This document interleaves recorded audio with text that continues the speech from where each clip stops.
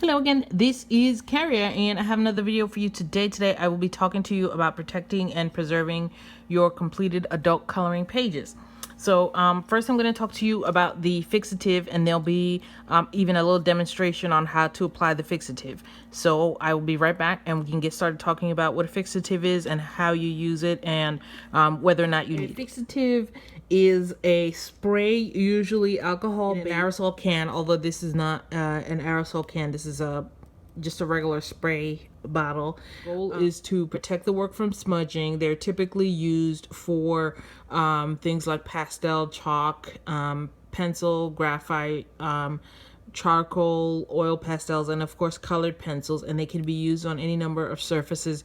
Depending on your fixative, they may or may not work on adult coloring book pages, which tend to be relatively thin. When I'm going to pause right here, and then I'm going to show you a video that I recorded outside of me using the fixative and how I used it, and then I will be back to talk more about the fixative. So I am out on my stoop now. I hope you guys can hear me. And I have my art that I'm going to put the fixative on. This is my fixative of choice. So I'm outside. Supposedly it's safe to use indoors, but you know, I'd rather be safe than sorry. And then I have this big giant board here. You can see the size of this board. So I'm going to tape both of these down, and then after they've been taped down, I'm going to spray the fixative on it. So I will be right back after it's been taped down. Okay, so I hope you can see that they've been taped down on the board. It doesn't have to be perfect. It just has to be good enough that that they will go back flat, because they will want to curl a little bit, but hopefully this will keep them and allow them to go back to their flat state. Okay, so what I did here is I have the board upright. You can see how it's kind of sort of upright on the stoop. And then I just very gently sprayed a light layer of the fixative. Let me show you an example of how light I did it here. So just did a light layer across like that. And it's upright because especially since I haven't used this in a while, it will tend to drip. You can see some of the dripping here. So if it was flat, that would drip on the wall, on the work itself. So I have it upright so it doesn't spray on the work itself. Okay, so you just saw me apply the fixative, and now it is completely dry. And as you can see, there is a little bit of buckling here because I didn't do a very good job of taping this page, but I did tape this page down correctly, and you can see that it basically is flat, even though it got pretty wet. And so that's why I like this particular fixative, because it is able to handle these thinner pages that we use for the adult coloring book pages. And I also like it that even though it says that it's for indoor use, as you saw me, I was using it outside because I have a very strong sense of smell, and I'm really bothered by strong smells. And even though this does bother me after a while, it's not so bad that I can't like use it outside, let it sit outside for a little bit, which is what I did with these. And then when I bring it back inside, I can you know, do with these whatever I want with them. So so just to show you, you know, what these are. This one is not finished really, but I can, because this is a workable fixative, I can go back in and continue to add layers.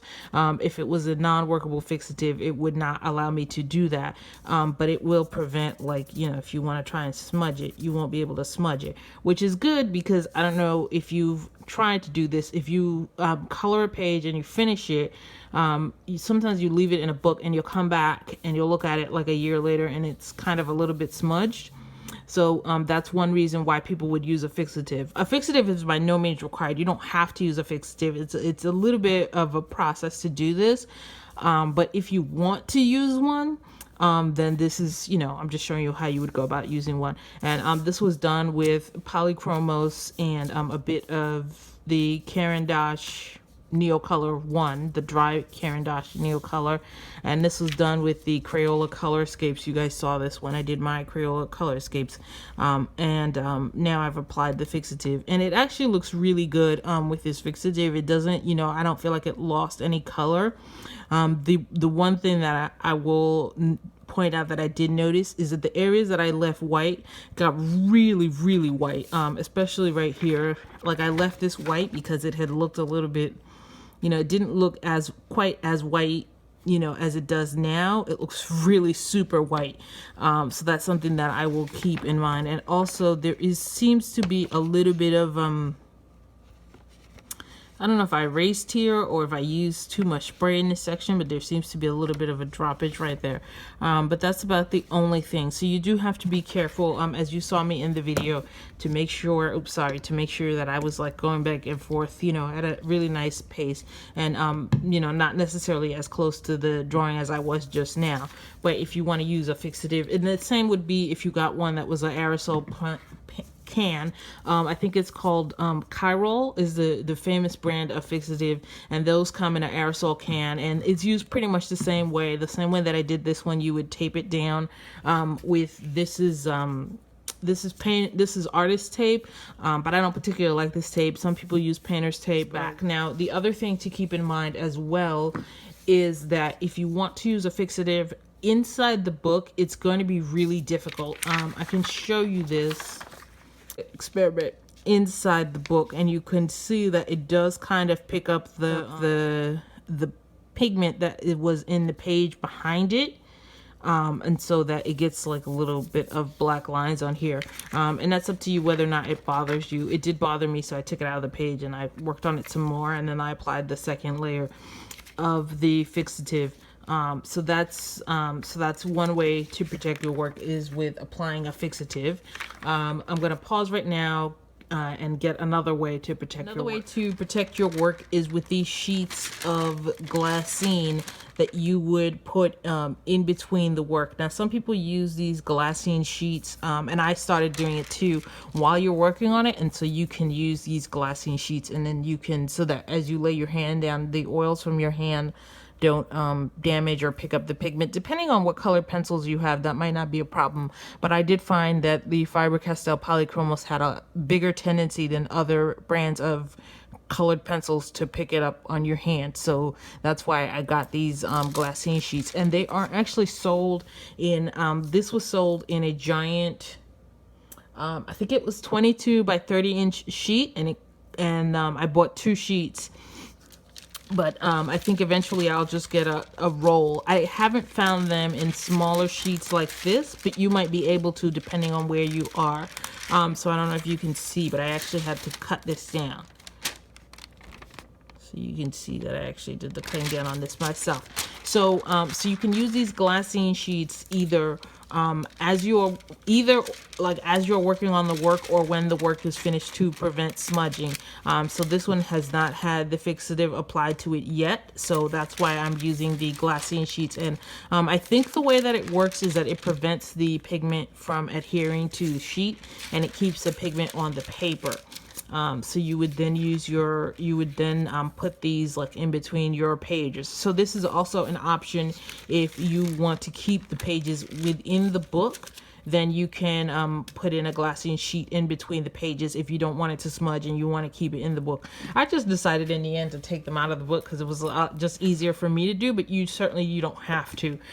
So let me show you this one that I'm working on now. This is also done with the Polychromos, and this is a sheet of glassine. This is actually much smaller, but then like as I'm coloring here and there, you know what I'm saying? So that like I have this sheet here to prevent the oils in my skin from picking up the oil. And I don't even know if you can see it. This is kind of why I picked up the glassine sheets. You can see that the face and the skin here is not quite the same tone. When I finished it, it was very similar tone. But as I was working on it, I started picking up some of the color from the face. So I just decided, you know what, I'm just gonna get some I tried tracing paper, but I found that this works a little bit better. So I got these glassine sheets to use in between the work, like as I was working on. So glassine sheets are another option. And the last option, which you can use these options too, you can use them, you know, you don't have to do any of them. You can use one of them, or you can use two of them, or all three. It's ultimately up to you what you decide to do. This is a portfolio that I bought, and a few people said that they use this and it's fine. So so let me show you. So this is a sheet that this is a page that I colored for another review, and I'm just going to take it out of here because I'm going to need this for another review anyway. But I have not yet applied the fixative to this. That's why it was behind the sheet. Just to remind myself so that I need to apply the fixative to it, because otherwise I would have no way of knowing.